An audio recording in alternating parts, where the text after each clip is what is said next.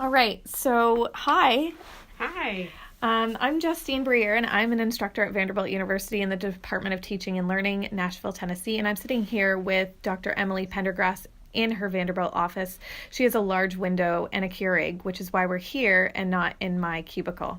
Emily is the director of the Reading Education Program. She's a senior lecturer in the Department of Teaching and Learning, and she specializes in literacy education. She is also one of the main engines behind the Harry Potter course offered here at Vanderbilt to our students, and she's also an all-around good person. I know this both personally and professionally, so welcome, Emily. Thank you. So, Emily, this week the students enrolled in the 6400 Master of Reading Education course are learning and reading about the theories of Louise Rosenblatt. In these readings, we hear from Rosenblatt on the transaction that takes place between the reader and the literacy work. So Rosenblatt calls the result of this transaction a poem. In her work, she says the poem then must be thought of as an event in time. It is not an object or an ideal entity. It happens during the coming together, an infusion of the reader and the text. So Emily, that was a kind of mouthful there, but as a reader yourself and as a reading specialist and as an educator here at Peabody, what are your thoughts on what Rosenblatt calls the poem?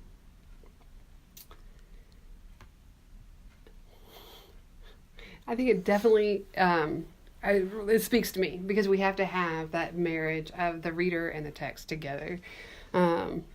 Without the reader, the text is nothing but some ink on paper. And so while authors work really hard and put things together, the reader brings with them their own experiences and beliefs to the reading, that ink on paper, so that it can create a new experience. I fully believe in the quote that there's no two readers have read the same book because everybody comes to it with a different experience and background. Do you have any examples from your teaching that kind of speak to this idea of the poem?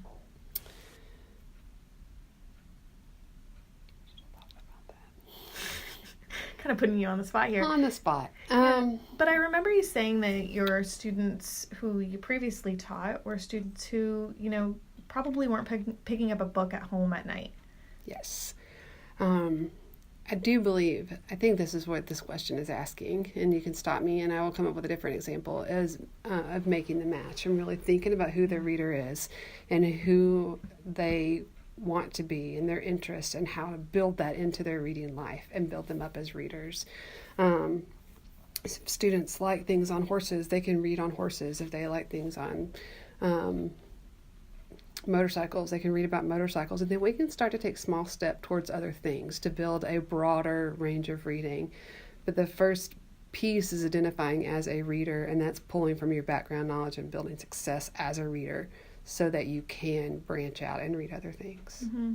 Yeah, and we've been talking about this in our class just about how sadly there's this example that is just an epidemic in our school systems where teachers are telling students that because of their lexile level or because of their reading level that they're not allowed to read certain books. So students are kind of really wanting to read a book but putting it back on the shelf because they know that they're not allowed to read that book. Yes. I have just an example from just this earlier this year with a student who is a fourth grader that was reading on a 3.3 grade level, so third grade, third month reading level, so a little bit behind for a fourth grader at this point in the year, and working with him, talking with him, knowing that he really likes science, he really likes owls, he's really interested in informational text and nonfiction text, and the teacher told him he could not read nonfiction or informational texts as they do not help him better himself as a reader, which I disagree with. I think that nonfiction text,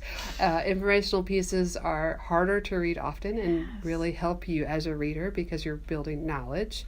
But also reading tables and looking at any images that have some labeling and figuring out how to navigate a page that's not structured in a familiar way. Right, and scientific knowledge that comes from those readings, the vocabulary, yes, will all be helpful once he hits middle school, yes, and later in life. So I thought about the novels that I had on my shelf and like, what might this little guy be interested in reading, and picked out the novel Hoot by Carl Hiaasen.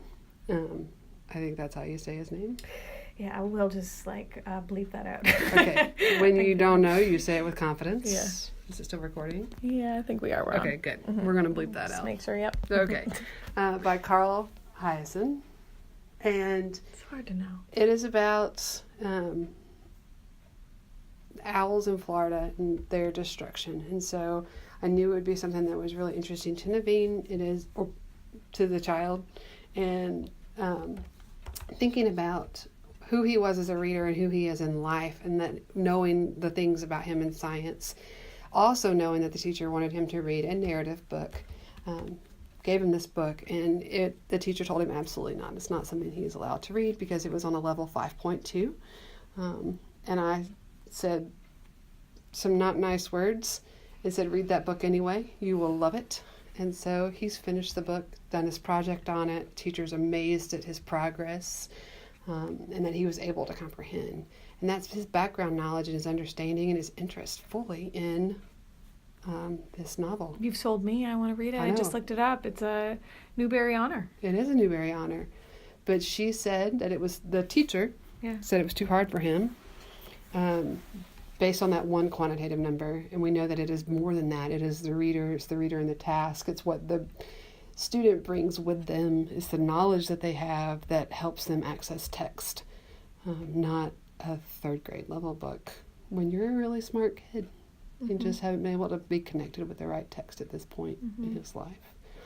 Now we're on to Scat, which is another book by the same author. Scat is wild animal poop, which is great for middle or fourth grade boys. But it's got a lot of scientific information interwoven into the novel, into the narrative story. Wonderful. So it's a great way to get him to take those baby steps into fiction, which is normally what we don't. We have to work kids out of that. In schools, people don't want them reading fiction as much as they are, which blows my mind. This example is the opposite of what you would think would be happening. Right. But to me, he's kind of the research of a typical boy and reads nonfiction and informational text, which is what a lot of them read. When living in Ontario, I was working at a school and we did a small research project, and we had a cart that came around to all of the classes, and it was a boys' reading cart. And we did it because the research showed that the boys needed different texts that weren't available in the classroom library. It was expensive. Those comic books are expensive. Certain types of books that appeal to boys are expensive. Because they're hardbound or they're full color, which cost a lot of money to put. The paper's even different. They kind of have a gloss on them. They do have a gloss on them. I like it. Expensive. Ooh, they have expensive taste. That's what it is, these readers. Expensive taste. I like it. It's another way to say it. It is. But I think that it helps kids know that they are readers. And like the biggest part of claiming your identity as a reader is claiming your identity as a reader. Right? To say I am a reader is the biggest step in motivation for kids. How can we get them there? And we get them there by letting them read things on poop. Right. Scat. I love it. So this kind of speaks to another quote that I've selected for our chat today. I know that your experiences as an educator have shaped you as a teacher, and I know that as a friend and a colleague. In her book, The Reader, the Text, the poem, Rosenblatt demonstrates that no one else, no matter how competent, informed, or considered to be the ideal reader, whatever that might be, can read the poem or the story for us. So how have you been witness to this as a truth in your teaching, or how have you seen this kind of manifest in your teaching? I'm kind of thinking along the lines of, we've got a book club going, and we think the kids are all working together, and one kid is kind of leading the read, and other kids are kind of just following along.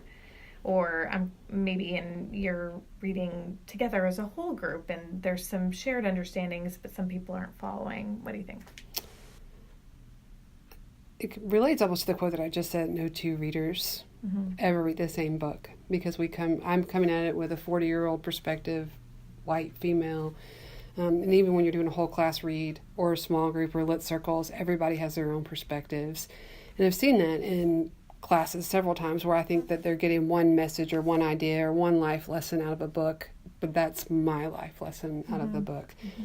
And I can say that even as a student, as a junior in high school, I thought about, we were reading a poem, which I know it's not necessarily the way Rosenblatt's thinking about it, but we were reading a poem, and I wrote all about the theme of the poem in a paper and got it back. And my teacher said, this is not the theme of the poem. And so that stuck with me when I started teaching, because if we know that theme is the life lesson and like the things that we want the reader to get from to take away into life from the writing, it's personal. And so if you can support and give your evidence for why you believe, and the reader thinks that it's correct. Right? Yeah. No left field things. But like if you can have a left field thing with evidence and support it, then it's right. So I started teaching thinking that we need to have a way to support others because of my experience as a junior in high school. She didn't know what she was doing for you. It was such a good thing that she did that. Right. Out of bad came good. Out of bad came good. Because then I was like, that's what you get. Spin your fire. Then you need to explain it and let me know how it's going. Yes. Like, explain your truth there. Isn't that the truth, though? That sometimes something that happens that is negative, it really influences us and gives us that fuel to just make a change happen then. It does. What a good lesson for these students, too. To look at both the good examples of how you see yourself in the future as a teacher, and also to look at the things that you might not want to do and use them both to your advantage. Yep. Wonderful. Well, thank you for joining me today. Well, thanks for having me. I'm so glad that we could sit down here and have this talk. If you want more information on the life and teachings of Rosenblatt, you can see some links in the description under this podcast. Until next time.